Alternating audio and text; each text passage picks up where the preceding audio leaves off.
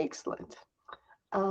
Yeah, so first, if you'd just like to introduce yourself.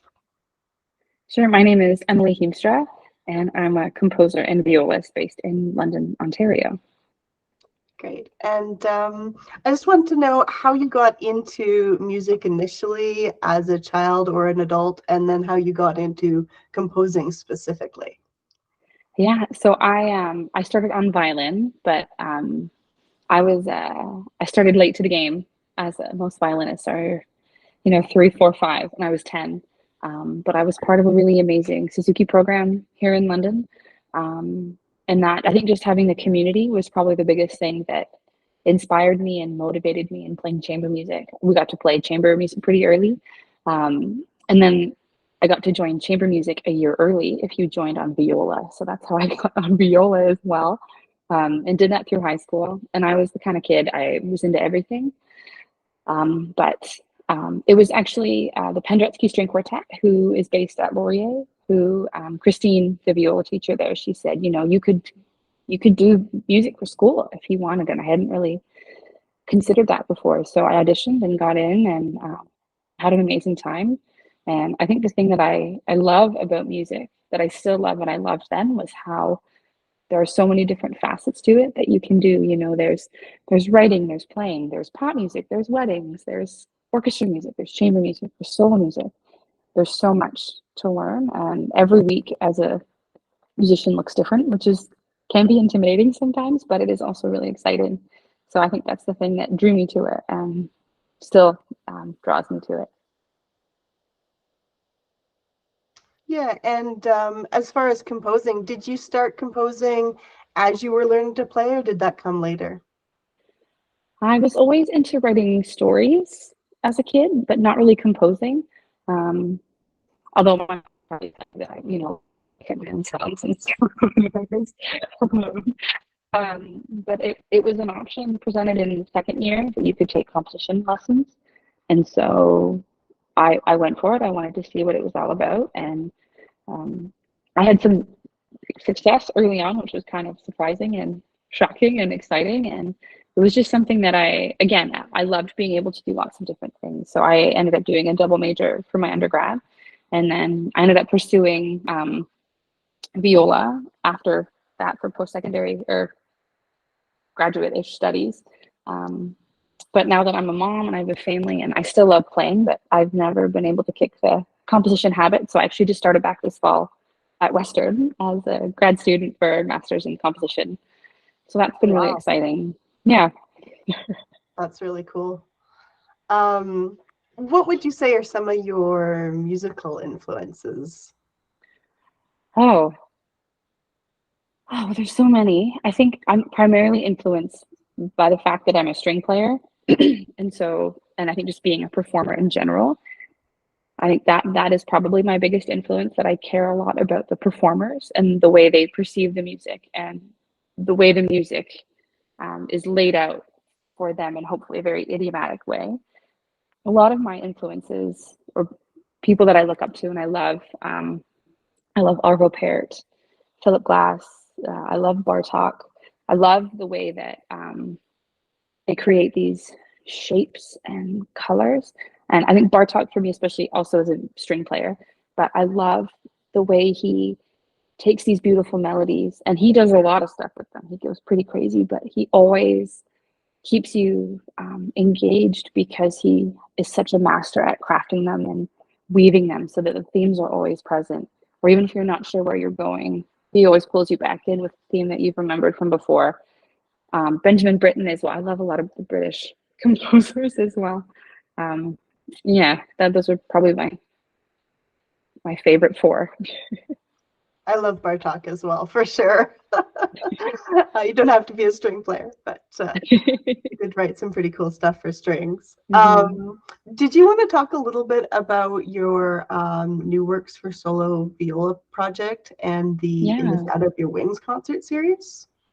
yeah, for sure. So maybe to start with the solo viola project. So I, like everyone during COVID, I was really sad and I really missed playing with people and I missed that chamber music element. And the collaborative spirit. So I knew that I couldn't really replicate that. And I had done a couple projects, you know, doing music over Zoom, which is honestly not that satisfying. So I thought of other ways that I might be able to engage and just create. For myself, it was quite honestly a little bit selfish because I really wanted to see what else was out there as far as what were composers doing, what were the interesting techniques or things that they were presenting. So I put together a call for scores during COVID for solo viola pieces, either previously written or proposals. And I got 75 responses from all over the world, which was pretty incredible and maybe a little overwhelming. And I maybe should have charged an application fee, but it was great to be able to see so many different books and how people were writing music. That was really exciting to see how even the other side of things from an administrative side, what a good resume looks like, what a horrible resume or a not so great website looks like. Things that I think have really helped me as I've been trying to develop those skills as well. And at the end of the day, I was supposed to choose 4 people, and I ended up choosing 8 because I just couldn't narrow it down. There were so many amazing pieces and so many wonderful composers to choose from. And I was able to record them in Toronto at the Canadian Music Center, which was amazing, and get them mastered. It was a really exciting project. I don't think, even as a string player, that I had really tackled so much contemporary music before. So a lot of them, I was doing quarter tones and half tones and things I hadn't really done before, or a lot of artificial harmonics or extended techniques that I hadn't encountered before, and approaching how do you present a contemporary piece of music without any context can be really challenging, but it was really exciting. And I'm so glad I did it because I've made so many friends and all around the world, and pieces that I still hope to be able to play in the future as well. So that was a really exciting project, and I'm really glad that I could do that.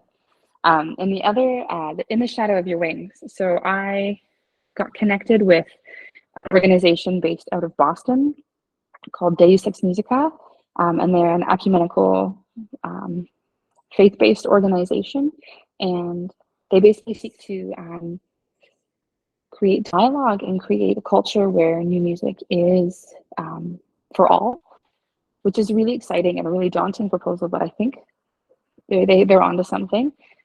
So what they do is they would have composers write a different setting, or several composers write different settings of, say, a psalm. So Psalm 13 was one of the ones that we ended up doing here in Toronto when I was living in Toronto.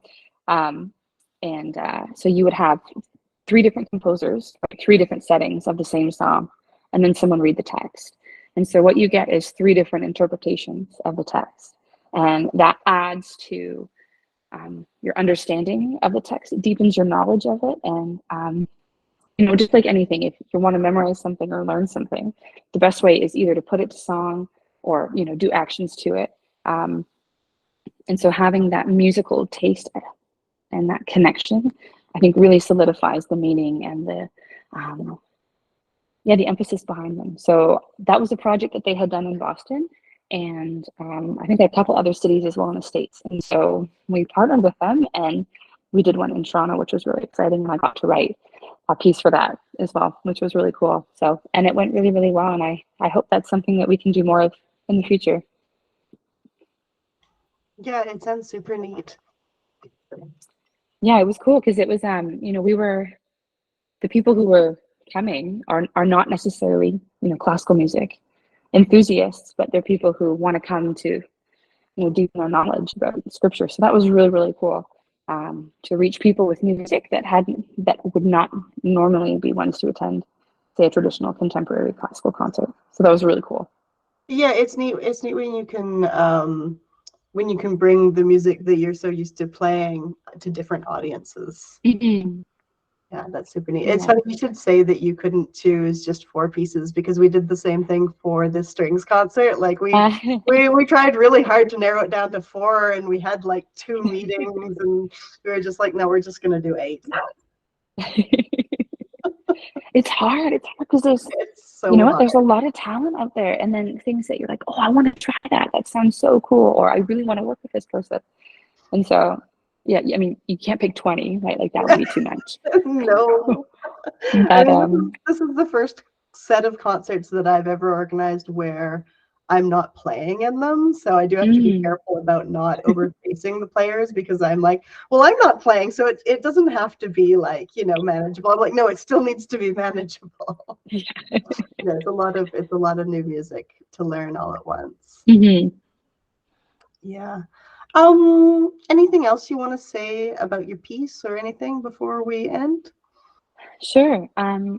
So the piece that is being played, "Love Fiercely, Hold Lightly," is, I think, maybe one of my favorite pieces that I've written to date. And there's a couple out there that I still love. But I think the thing about this piece that is the story behind it, and the depth of feeling that I think I actually did capture. I'm quite pleased with that. Um, so at the time when I wrote this, I had a few friends who had suffered miscarriage, and just walking alongside them, that was a really difficult and really hard process, and wanting to be there to support people um, that are in pain and who are suffering. And at the time, I had a 3-month-old as well. So to imagine, you know, their pain when you're kind of in that world, it's not that far off. And um, so consequently, at the same time, I had heard of some new music by a really amazing UK composer called Angela Slater, and she had used um, chants and improvisational techniques in her writing that I found really, really beautiful. And I hadn't seen them used that way before, in such a melodic and just beautifully phrased piece that was really, really lovely. And so I wanted to use those same techniques. And I thought that that would be a really appropriate way of trying to explore what grief and loss might look like, by giving the performers a little bit more space and freedom to explore that within themselves. So it's a short piece. It's only 6 minutes, but there's a lot in there. So it's 4 small movements that are meant to represent kind of the seasons of grief. So summer, fall, winter, spring. And so spring is supposed to be, not, I don't think anyone's ever healed after loss, but to the start of hope in the healing process. And so the first movement, summer, everything is quite disjointed. Every musician is playing in a different key, or sorry, in a different time signature. So the music doesn't quite fit and it doesn't mesh. And then that falls into the fall theme, which is it's almost like a tango, but everything is a little bit off kilter, and um, which then leads into winter, which is this very still and calm movement that there's no bars in it, which was something that I hadn't really explored before, and letting the performers be the ones to kind of dictate how that moves. And then that leads to spring, which is um, almost like a game for the performers. And I don't want to say that lightly or mockingly either, but that there's room for play for the performers as they're opening up this kind of final chapter in the work. And the thing is that I think that it's funny, we talked about Bartok earlier, but I think those themes, like having those themes, especially in such a short piece that packs such a punch, is that it's the same melodic theme is used throughout and is molded and is visible to the listener throughout the piece as a way of kind of uniting that grief and how it changes and molds over time, and hopefully ends in hope. So it was quite a deep piece, and a hard piece to work on, as well, as I was literally writing it with my newborn on my chest, at the piano, and at Sibelius writing that. So it was a really powerful piece, but it's still, it's probably one of the favorites that I've written at this point, and I'm so pleased that your ensemble is playing it as well in this concert. Yeah, I'm really excited to hear it live, and sort of excited to hear it's neat to hear sort of like a little bit more freedom within music, where you do get the players able to add their own touch to it. But it's tricky to do with classical music because sometimes the players revolt on you full scale, I Mhm. think. But I think you've done it in a really good way where it's not asking too much and it gives them some freedom too. Mhm. Yeah, it's finding that balance, right? Yeah, it can be tricky, and I mean it does vary with the players, but Yeah. yeah, it can be super tricky. I'm just gonna stop recording. Cool. Um,